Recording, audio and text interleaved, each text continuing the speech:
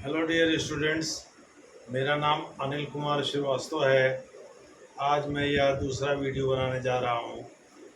आखिर अमेरिका के नए राष्ट्रपति डोनाल्ड ट्रंप साहब ब्रिक्स से इतने चिढ़े क्यों हैं? क्योंकि वो चुनाव प्रचार के दौरान अमेरिका को फिर से महान बताने की कोशिश कर रहे थे। और इसके लिए ही उन्होंने टैरिफ बढ़ा करके लगाया है। जैसे भारत पर 25% टैरिफ लगा दिया है। जुर्माने की राशि क्या होगी? रूस से तेल खरीदने, हथियार खरीदने को लेकर के वो बहुत नाराज़ हैं भारत से। तो भारत पर जुर्माने की राशि क्या होगी भारतीय सामानों पर, ये तो बाद में बताया जाएगा। लेकिन बहरहाल टैरिफ 25% लागू कर दिया है। यही नहीं, उन्होंने अपने तमाम दूसरे सहयोगी देशों पर भी 15 से 20% टैरिफ लागू कर दिया है। जैसे जापान पर 15% लगाया है, साउथ कोरिया पर 15% लगाया है। इस यूरोपीय संघ पर भी अच्छा खासा टैरिफ लगा दिया है, संभवतः 20% या 30% लगा दिया है। ब्रिटेन पर भी 20% के करीब लगा दिया है टैरिफ। चाइना की बात ही छोड़ दीजिए, तो उन्होंने इसके लिए अपने सहयोगी देशों को भी नहीं बख्शा।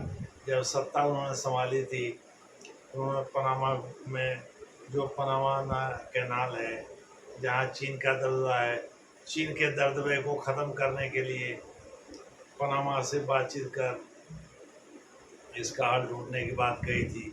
यही नहीं, ग्रीनलैंड जो वस्तुतः डेनमार्क के कब्जे में है, जिसकी देखरेख केवल कनाडा करता है, उसको अमेरिका में शामिल करने की बात कर रहे थे। यही नहीं, कनाडा तक को उन्होंने अमेरिका में शामिल कर इक्यावनवां राज्य बनाने की बात कही थी। तो डोनाल्ड ट्रंप साहब इडियोसिंक्रेटिक के इंसान हैं, यानी उनके दिमाग में जो आता है उसको बकते रहते हैं। इसीलिए भारत ने दो तरह के इसके कार्ड ढूंढे हैं। पहला तो ये है कि भाई डोनाल्ड ट्रंप से बातचीत जारी रहेगी, और दूसरा ये है भाई अल्टीमेटली तो यहाँ के कंज्यूमर को ही इसकी कीमत चुकानी पड़ेगी। तो अधिकांश एक्सपोर्ट को सब्सिडाइज कर देगी सरकार, यानी सरकार खुद पैसा दे देगी इस बढ़ी हुई कीमत का, जिससे ये कीमतें बाज़ार में सस्ती हो जाएंगी, यानी एडमिनिस्ट्रेटेड प्राइस रिजिम लागू कर देगी। ये दो तरीका सरकार ने अपनाया है, लेकिन सरकार अपनी संप्रभुता, अपनी स्वतंत्रता से समझौता नहीं करेगी, ऐसा मोदी सरकार का मानना है। देखना है आगे जैसा होगा वैसा बताया जाएगा। ब्रिक्स से उनको खतरा ये है कि ब्रिक्स कहीं डॉलर को चुनौती ना दे और अपनी नई मुद्रा ना चला दे। इसीलिए उन्होंने ब्रिक्स देशों में भारत पर ही 25% लगाया है, सबसे कम टैरिफ। नहीं तो दक्षिण अफ्रीका, जो कि उनका सहयोगी माना जाता है, उस पर भी उन्होंने 30% लगा दिया है। चाइना पर भी 30% तो है ही टैरिफ। रशिया से जब कोई व्यापार नहीं तो रशिया पर टैरिफ लगाने का कोई मतलब ही नहीं है। उसको तो पूरी तरह से उस पर इकोनॉमिक सैंक्शन लागू कर रखा है। ब्राज़ील पर भी अच्छा खासा टैरिफ लगा रखा है। और इस प्रकार से ब्रिक्स देशों में सबसे ज़्यादा टैरिफ जो है वो अभी इस समय आप कह सकते हैं ब्राज़ील पर ही है, संभवतः 40% है। ईरान, इजिप्ट, इथियोपिया और यूएई, ये चार नए देश इसमें शामिल हुए हैं। पांचवा देश सऊदी अरब को भी कह सकते हैं, इंडोनेशिया को भी कह सकते हैं, ये भी ब्रिक्स के हिस्सा बने हैं। इंडोनेशिया ने तो अभी ज्वाइन किया है, 2025 में अभी ज्वाइन किया है, जब ब्राज़ील में रियो डी जेनेरो में इसकी बैठक हुई थी। इसके बारे में मैं वीडियो बना भी चुका हूँ। खैर, मोटे तौर पर आप कह सकते हैं कि डोनाल्ड ट्रंप साहब अमेरिका को ग्रेट बनाने के चक्कर में कहीं ऐसा ना अमेरिका को ले डूबे। खैर, वो तो आने वाले समय में देखा जाएगा। लेकिन बहरहाल ब्रिक्स से बहुत ज़्यादा चिढ़े हुए हैं। उनका कहना है भाई ब्रिक्स से उनको उनको सार्वजनिक रूप से उन्होंने ये बात कह भी दिया है प्रेस कॉन्फ्रेंस के दौरान कि उनको ब्रिक्स से सबसे बड़ा खतरा ये महसूस हो रहा है कि भाई कहीं ब्रिक्स अपनी मुद्रा न चला दे। भारत भी चूँकि ब्रिक्स में शामिल है, आई का मतलब इंडिया से ही होता है, और ये फाउंडिंग मेंबर है। ब्राज़ीलिया घोषणा पत्र पर हस्ताक्षर किया है।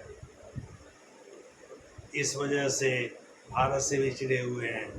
अब देखना है भारत से नेगोशिएशन कहाँ तक रंग लाता है। लेकिन बहरहाल ब्रिक्स से बहुत ज़्यादा चिड़े हुए हैं। ब्रिक्स देशों में रूस और चीन दो विरोधी देश हैं अमेरिका के। इसमें बस ईरान भी शामिल हो गया है। ईरान भी एक तरह से विरोधी देश ही बन गया है अमेरिका का। खास करके इजराइल के मोर्चे पर जब अमेरिका ने इजराइल का साथ दिया और ईरान में इस्फहान, फोर्डो और नातंज 3 जगह जब उसने बम्बार्डमेंट किया तो बम्बार्डमेंट करके उन्होंने बंकर बस्टर का प्रयोग किया। उनका दावा है उन्होंने ईरान के आणविक बम विकसित करने की क्षमता को ख़त्म कर दिया है, खास करके फोर्डो को टारगेट किया था। जबकि सच्चाई कुछ और बता रहे हैं। खुद ब्रिटिश पत्रकार भी इस बात को स्वीकार करते हैं, भाई ईरान की क्षमता को पूरी तरह से नष्ट नहीं किया जा सका है। तो ईरान से तो चिड़े ही हुए हैं डोनाल्ड ट्रंप साहब।